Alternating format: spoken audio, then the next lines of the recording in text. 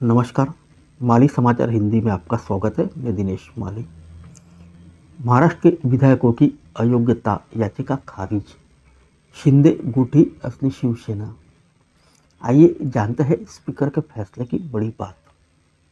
महाराष्ट्र की राजनीति के लिए बीते कल का दिन बड़ा अहम रहा।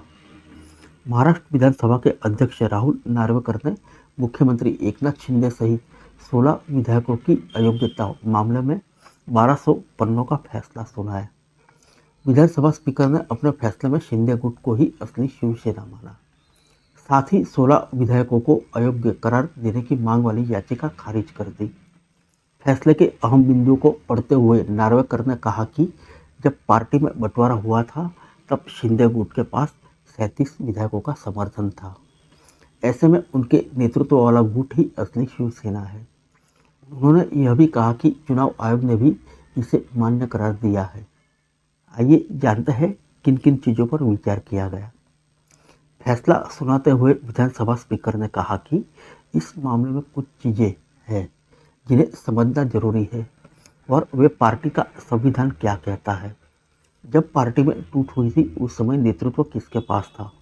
इसके अलावा एक बड़ी चीज़ जो है वो यह कि विधानमंडल में बहुमत किसके पास था।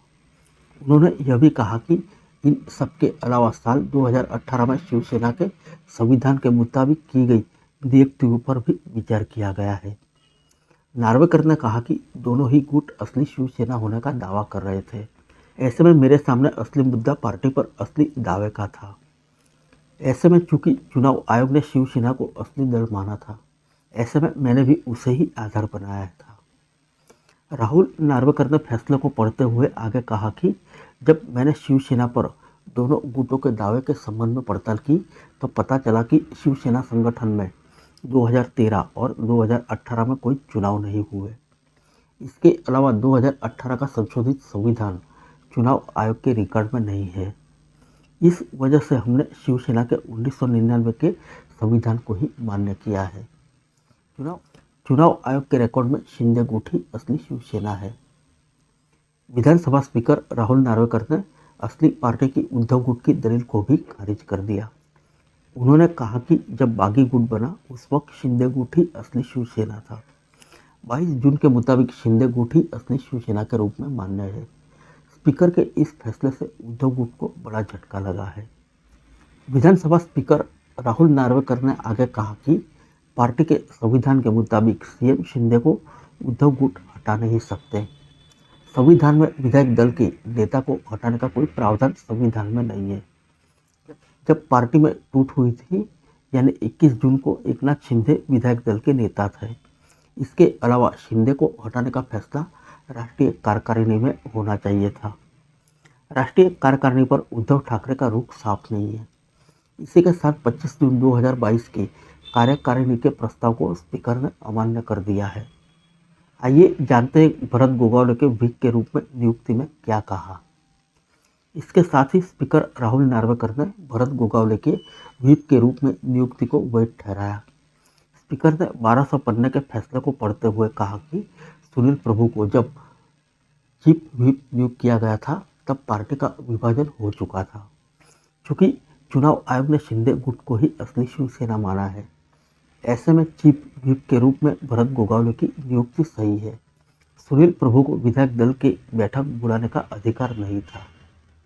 आइए जानते हैं एकनाथ शिंदे के बारे में क्या कहा स्पीकर ने।